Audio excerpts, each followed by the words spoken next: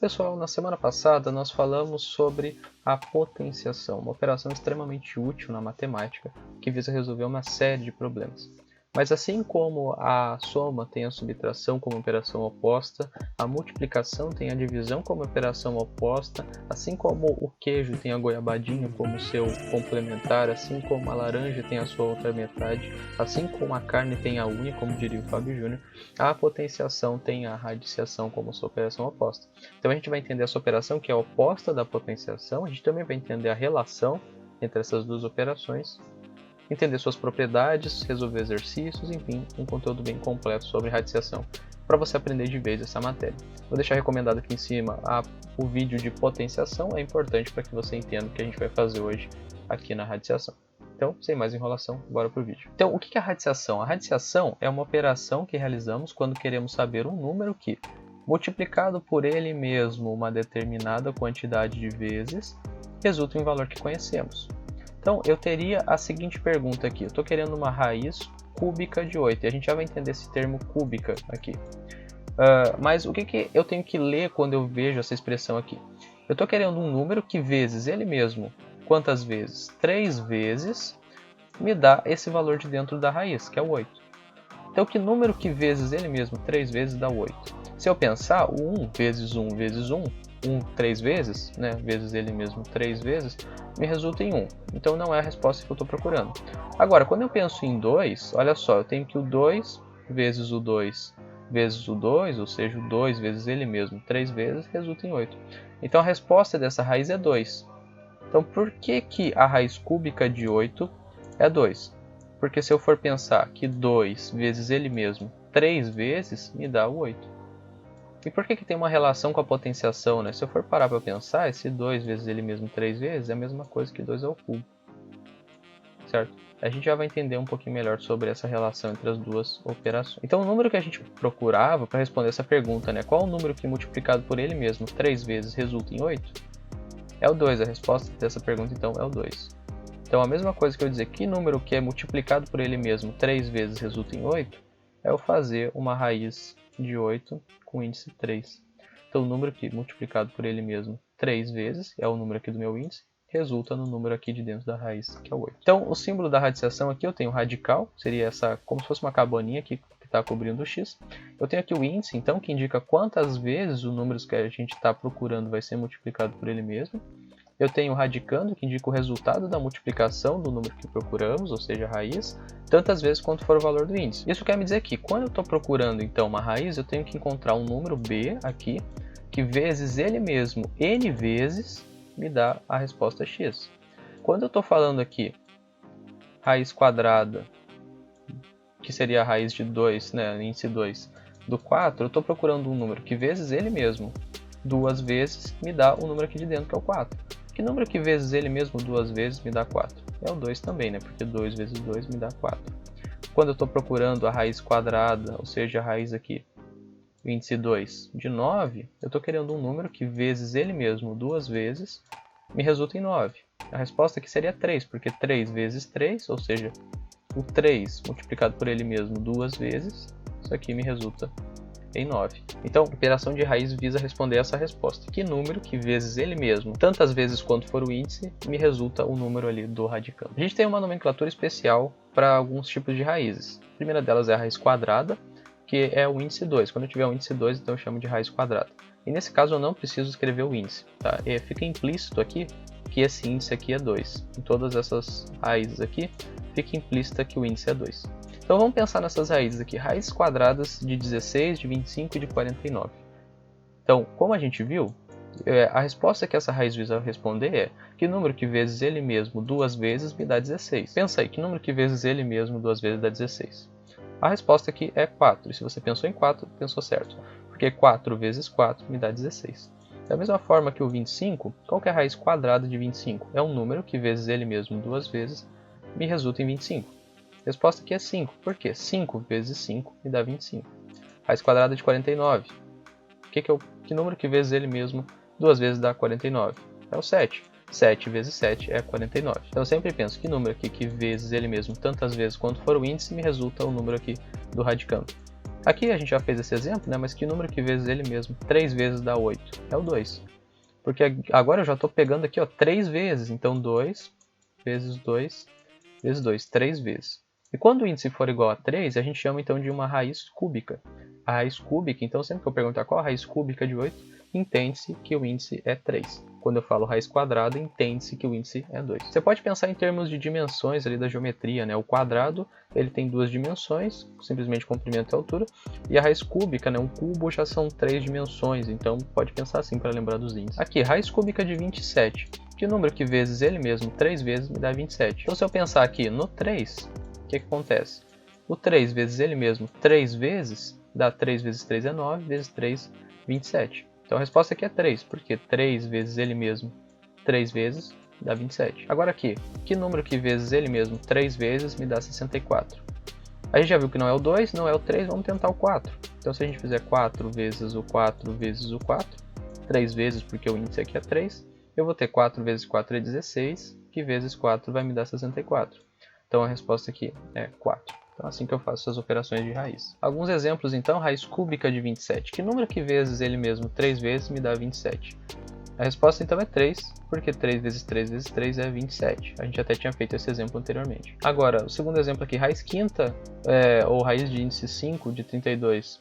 Que número que vezes ele mesmo 5 vezes vai me dar 32? A resposta aqui é 2. Então, se eu multiplicar o 2 por ele mesmo 5 vezes, ou fizer 2 elevado à quinta, eu chego em 32. Aqui eu não tenho índice na raiz, então entende-se que aqui eu tenho índice 2. Lembrando, é uma raiz quadrada então. Qual que é a raiz quadrada de 400? Que número que vezes ele mesmo dá 400? Então a resposta aqui é 20, porque 20 vezes 20 dá 400. Existe então uma relação entre a radiciação e a potenciação, como eu tinha comentado no início. Elas são operações inversas, assim como a soma é a operação inversa da subtração, assim como a multiplicação é a operação inversa da divisão. Então a gente pode transformar uma operação na outra e vice-versa, isso facilita bastante algumas contas.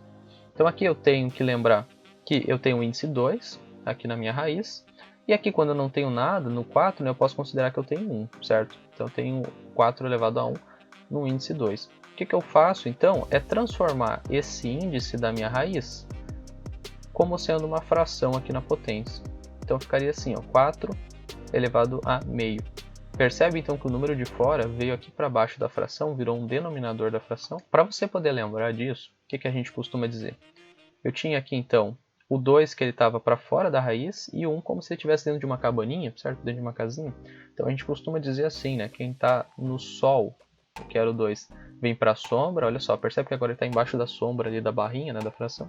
E quem estava na sombra, estava dentro da casinha ali da raiz, agora foi para o sol, olha só, agora está exposto aqui. Então quem estava na sombra vai para o sol, quem estava no sol vai para a sombra. É uma dica ali para poder lembrar de como fazer essa relação entre a raiz e a potência. Então aqui um exercício, transforma as seguintes operações de radiciação em operação de potenciação. Então aqui no início eu tenho que considerar que o índice da minha raiz aqui é 2, já que eu não tenho ela explícita, então eu considero que é 2, raiz quadrada. Então aqui seria 6 elevado a 3 sobre 2. O índice ali foi para debaixo do denominador da minha fração. No segundo exemplo, 2 elevado a 2 terços. E o outro aqui eu transformei em raiz, né? Eu fiz a operação inversa. Então aqui eu tenho uma potência fracionária e transformei esse denominador da fração como índice de uma raiz aqui em cima. Então, basicamente é isso. Então vamos para algumas propriedades, né, da radiciação que são importantes para a gente resolver algumas expressões e algumas contas aqui envolvendo raízes. A primeira delas é que se eu tiver um mesmo número p multiplicando tanto o índice quanto aqui o expoente do radicando, o que acontece é que eu posso simplesmente ignorar ele, né? Então seria a mesma coisa que eu não ter esse p aqui multiplicando no índice e no radicando. Isso aqui é importante quando eu tenho, por exemplo, assim, né, uma raiz de 2 elevado a 2 vezes 3 aqui, né, e aqui vezes 5, por exemplo. Então, o que eu posso fazer? Eu posso simplesmente ignorar esse 2 aqui de dentro. Isso aqui viraria simplesmente uma raiz cúbica de 2 à quinta. Essa aqui é a propriedade, basicamente a primeira propriedade ela diz isso. A segunda propriedade então diz respeito a quando eu tenho duas raízes com o mesmo índice. Então eu tenho aqui a raiz que tem radicandos diferentes, a e b, mas o mesmo índice n. Então o que eu posso fazer? Eu posso agrupar dentro da mesma raiz de índice n esse mesmo radicando aqui a vezes b. Então essa aqui é bastante importante, essa propriedade. Da mesma forma, quando eu tiver a divisão de raízes de mesmo índice, eu posso colocar numa mesma divisão todo mundo debaixo da mesma raiz. Então eu faço simplesmente a divisão dos radicandos aqui. Lembrando, eu tenho que estar sempre com o mesmo índice, tá? Para poder fazer isso. Eu tenho que considerar também que o b é diferente de zero, porque eu não posso ter uma divisão por zero, né?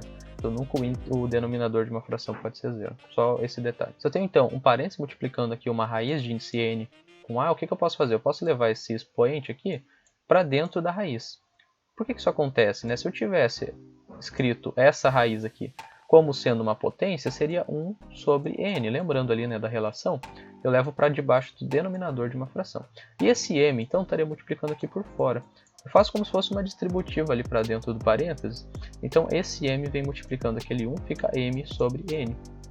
E o que é a elevado a m sobre n? É simplesmente a elevado a m, ali dentro da minha raiz, com uma raiz enésima, né? Então, raiz n aqui.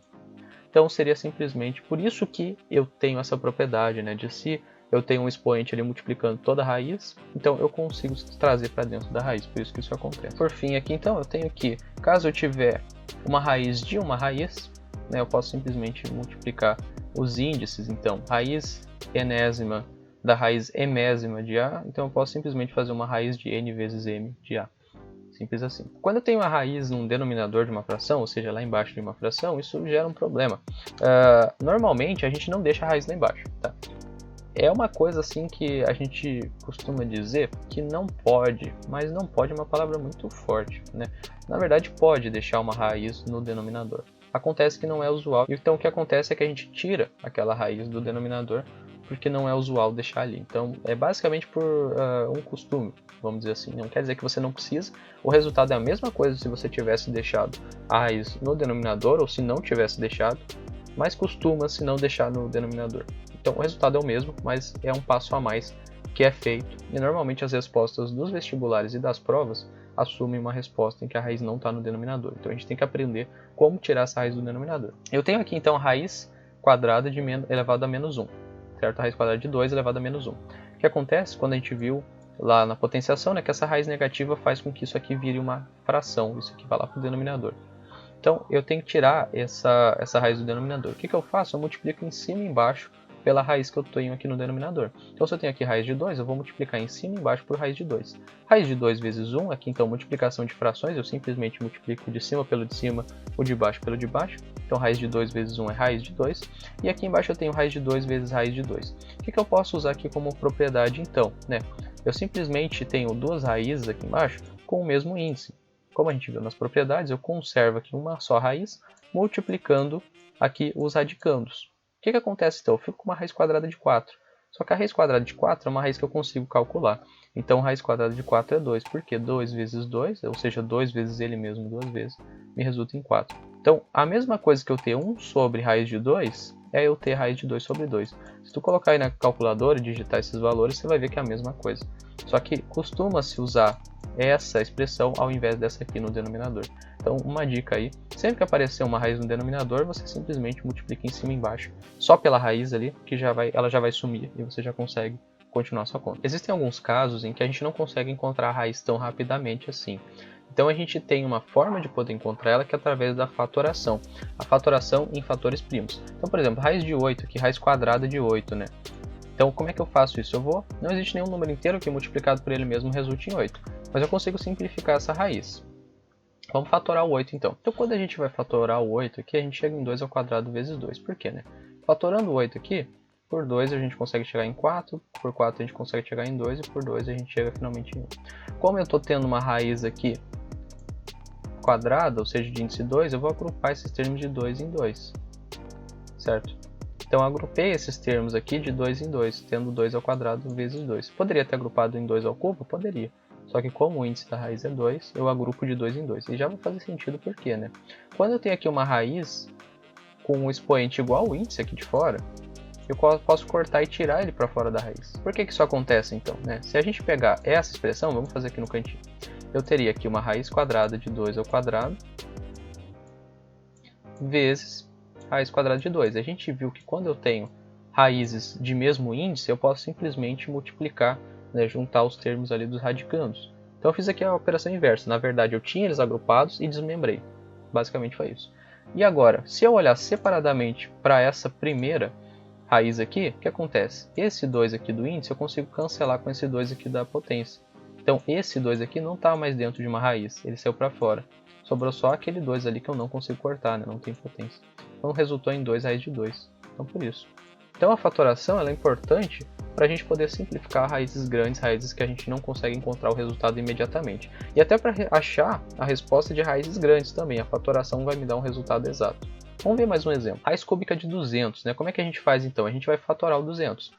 Por 5 a gente chega em 40, por 5 novamente a gente chega em 8, por 2 a gente chega em 4, por 2 a gente chega em 2, por 2 a gente chega em 1. O que eu vou fazer então? Eu vou agrupar os termos o máximo que eu conseguir. Como eu quero o índice 3, eu vou buscar agrupar eles de 3 em 3. Então o 2 aqui a gente já sabe que ele vai conseguir sair para fora da raiz, porque ele tem aqui a mesma potência do índice aqui da minha raiz. Então o 2 saiu para fora, só que o 5 ao quadrado a gente não consegue simplificar, né?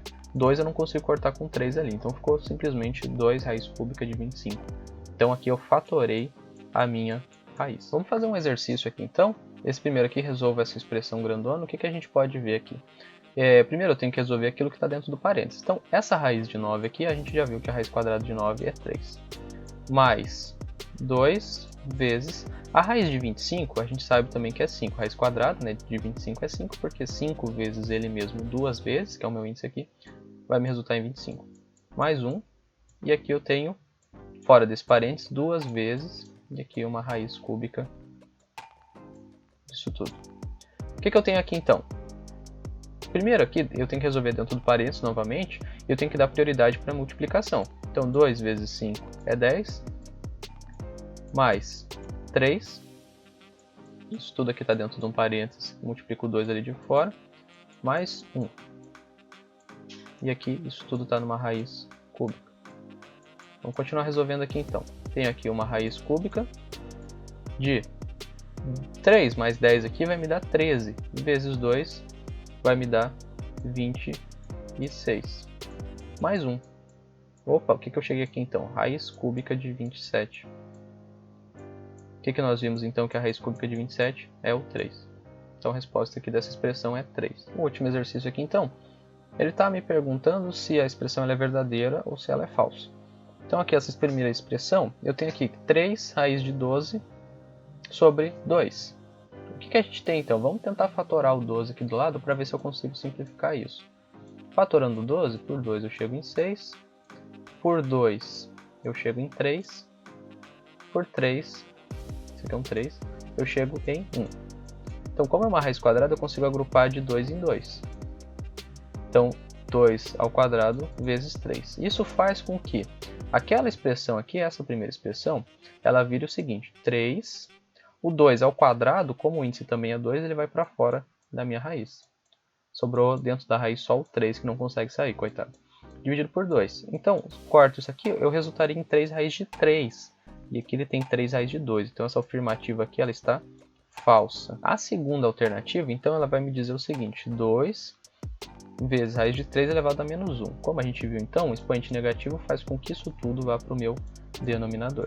Eu não consigo deixar, quer dizer, consigo, mas não é usual deixar a raiz no denominador, então eu vou multiplicar por raiz de 3 em cima e raiz de 3 embaixo para que ele suma aqui. O que acontece é que essa raiz se cancela aqui, sobra simplesmente raiz quadrada de 9, que é 3. Então sobraria aqui em cima raiz quadrada de 3, sobre 2 vezes, aqui vai dar raiz de 9, que é 3, então sobre 6. Então essa afirmativa aqui, olha só, raiz quadrada de 3 sobre 6 está verdadeira. Por fim, olha só, então a gente tem aqui 2 elevado à quarta vezes meio. Eu consigo usar então aquela propriedade de potenciação, vai fazer com que essa fração fique o seguinte, né? Essa potência aqui, 4 dividido por 2. Então isso aqui é 2 elevado a 4 dividido por 2, é 2. Então 2 à quarta, então 2 ao quadrado, que é igual a 4. Então não tem nada a ver com raiz, né? Não chega a ficar um expoente